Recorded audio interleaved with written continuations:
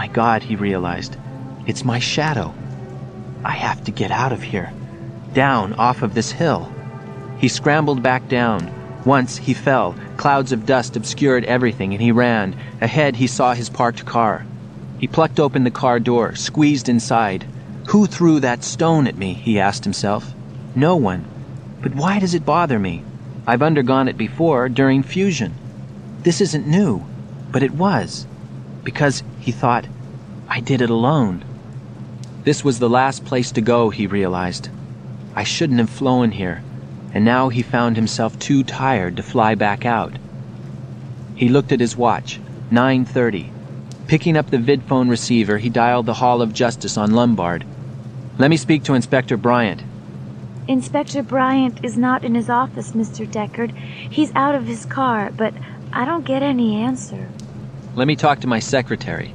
A moment later, the orange face of Anne Marston appeared on the screen. Oh, Mr. Deckard, Inspector Bryant has been trying to get a hold of you. I think he's turning your name over to Chief Cutter for a citation. You know, because you retired those 6. I know what I did, he said. That's never happened before.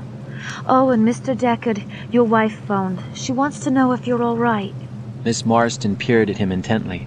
Mr. Deckard, you look awful. So tired. And God, your cheek is bleeding. Putting his hand up, he felt the blood.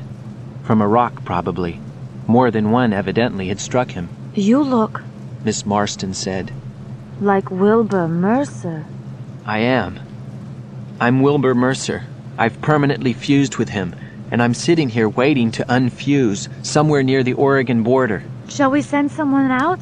A department car to pick you up? No. I'm no longer with the department.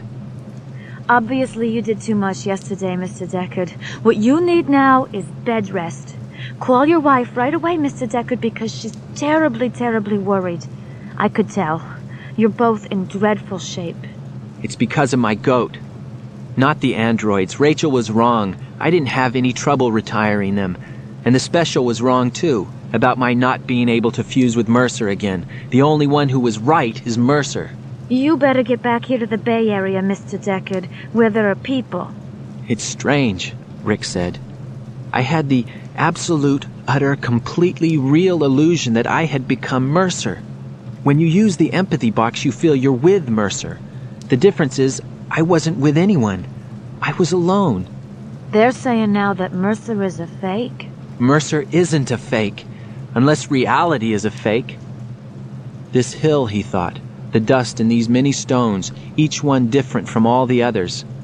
I'm afraid, he said, that I can't stop being Mercer.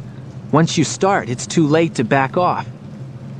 Will I have to climb the hill again, he wondered. Forever, as Mercer does, trapped by eternity. Goodbye, he said, and started to ring off. You'll call your wife? You promise? Yes, thanks, Anne. He hung up. Bed rest.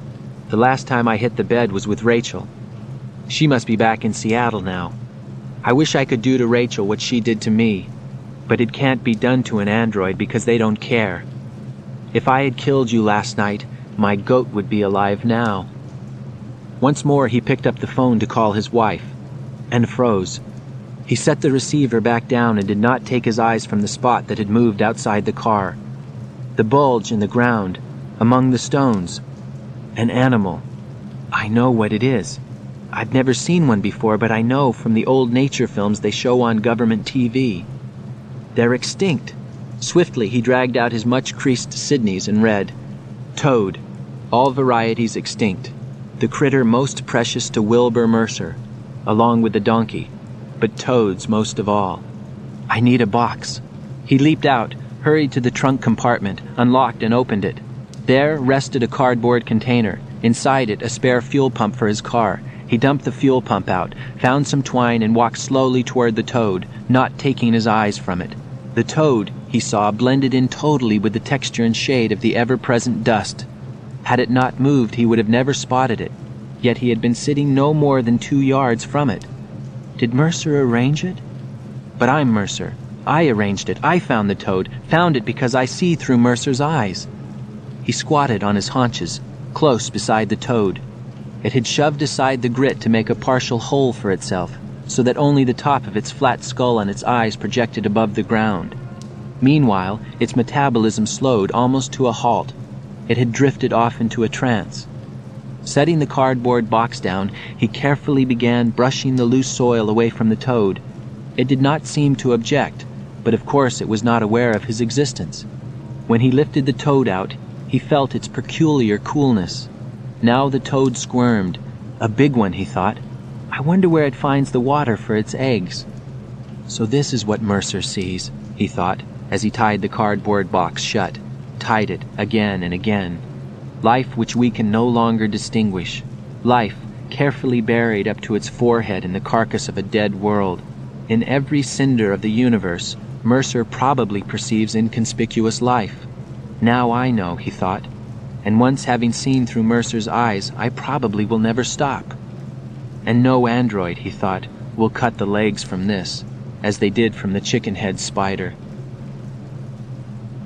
At the Penfield mood organ, Iran Deckard sat with her right index finger touching the numbered dial. But she did not dial. She felt too listless and ill to want anything. She wondered again where Rick had gone. He may be coming back, and on the other hand, he may not be, she said to herself. A knock sounded. She ran to the door. There he stood, a cut on his cheek, his clothes wrinkled and gray. Dust clung to every part of him, except his eyes. Round with awe his eyes shone, like those of a little boy. "It's nice to see you," he said. "I have something." He held a cardboard box with both hands. When he entered the apartment, he did not set it down, as if, she thought, it contained something too fragile and too valuable to let go of. I'll fix you a cup of coffee.